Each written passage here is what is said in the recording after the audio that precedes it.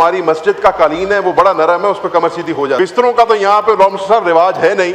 Opposition को time दें sir. अल्लाह के नाम लिखे हुए ऑपोजिशन को टाइम नहीं देते। वक्त कम है, मुकाबला सख्त है, आपका मूड भी कोई खास मुझे नहीं लग रहा कोई टाइम ज्यादा देने का।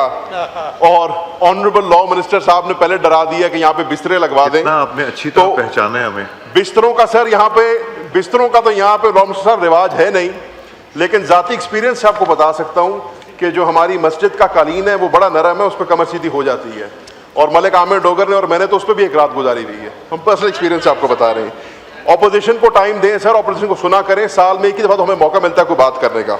एक सेकंड ठहर जाए, एक सेकंड ठहर जाए। ऑपोजिशन को टाइम नहीं देते सर। आप मेरा टाइम देखो। अच्छा चल स्पीकर साहब, ऑपोजिशन आमिर डोगर साहब। सर बहस करना आपसे मकसद अल्लाह के नाम लिखे हुए ऊपर। आमिर भाई रुक जाए सर, आपसे बहस करना मकसद ही कोई नहीं है। आप रिकॉर्ड उठा के देख ले कि मैंने कितनी तकरीरें की हैं। आया हो गया आपका जी।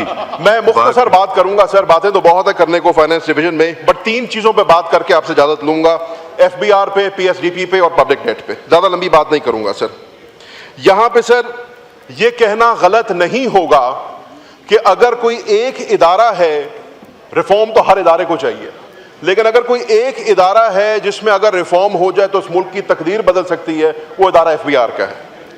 जनाब स्पीकर, यहां पर हमें चेयरमैन FBR, फाइनेंस मिनिस्टर और दीगर मेंबरान जो हैं बताते हैं ट्रांसपेरेंसी के बारे में, डॉक्यूमेंटेशन ऑफ इकोनॉमी के बारे में, टैक्स नेट को बढ़ाने की बात करते हैं, यूज ऑफ टेक्नोलॉजी की बात करते हैं।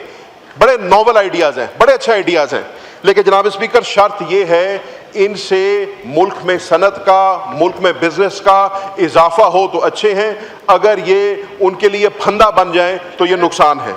जनाब स्पीकर, मैं आपको एक छोटी सी मिसाल देता हूं सिर्फ।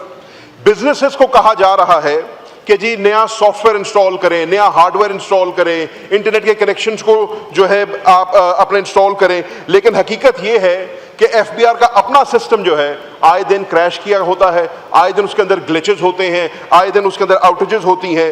और किसी ने बड़ा अच्छा अखबार में आर्टिकल लिखा हुआ था कि this government is trying to digitize the tax payer whereas the tax collector itself is non digitized. तो हुकूमत की, और दूसरी बात यह है सर कि पॉलिसी के अंदर कोई कंसिस्टेंसी नहीं है। मैं अगर आपको एक छोटी सी मिसाल दूं, क्योंकि वक्त बहुत कम है, अगर मैं सिर्फ POS सिस्टम की अगर बात करूं तो हुकूमत ने POS सिस्टम का इजरा किया और इन्होंने कहा कि जी जो Tier 1 रिटेलर्स होंगे उनको हम POS सिस्टम के अंदर लेके आएंगे। हमें एक बड़ी तवील लिस्ट दे दी गई कि Tier 1 रिटेलर होता क्या है, कितने स्क्वायर फुट की उसकी दुकान होनी चाहिए, कितना उसका बिजली का बिल होना चाहिए, कितने एयर कंडीशनर होने चाहिए।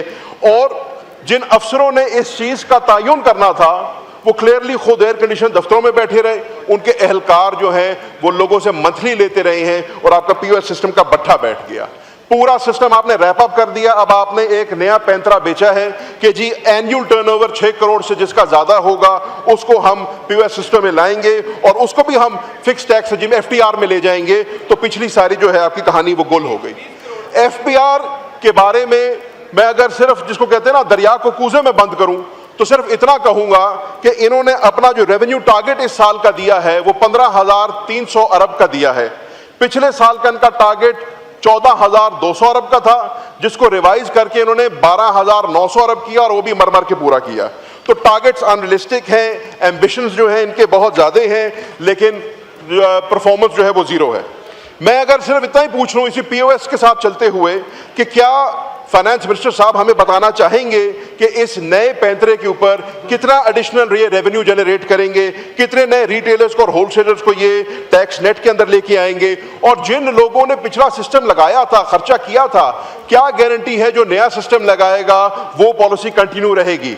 और जिन लोग जो कंप्लायंट नहीं थे, जिन बिजनेसेस ने नहीं किया, क्या उनको पीनलाइज किया। तो इस मुल्क में कोई सजा और जजा का कोई निजाम है या जिसका जो दिल आता है वो वही करेगा। मैं इसी के साथ साथ सर PSDP की अगर बात कर लूं, जनाब स्पीकर, इस पूरे हॉल की दुखती रग PSDP है, बिलखसूस जनूबी पंजाब के 44 MNA हैं जनूबी पंजाब के, आधे आयल के उस तरफ बैठते हैं, आधे आयल के इस तरफ बैठते हैं, लेकिन सबका रोना यही है। जनाब स्पीकर, इस दफा 1000 अरब का इन्होंने एलोकेट किया है PSDP के लिए, और पहली लाइन में ही लिख दिया है कि 98% जो फंड है वो एग्जिस्टिंग स्कीम्स को फंड करेगा और 2% जो फंड है वो नई स्कीमों के लिए रखा है। अल्लाह के फजल से जनूबी पंजाब को इन्होंने एग्जिस्टिंग स्कीमों में भी ना होने के बराबर कुछ दिया था, तो नए 2% में ये कौन से झंडे गाड़ लेंगे। इसकी बनिस्बत मैं अगर मुल्तान की बात करूं, अपने हलके की बात करूं, तो मेरे वालिद ने और मैंने एक जॉइंट स्कीम दी थी 11 अरब रुपए की, एक मदर एंड चाइल्ड अस्पताल हमने दिया था, वो आज भी इनकम्प्लीट पड़ा है। और अगर मैंने पंजाब हुकूमत का बजट देखूं तो पंजाब हुकूमत ने 11 अरब की स्कीम के लिए इस मर्तबा भी सिर्फ 50 करोड़ रुपए रखे हैं।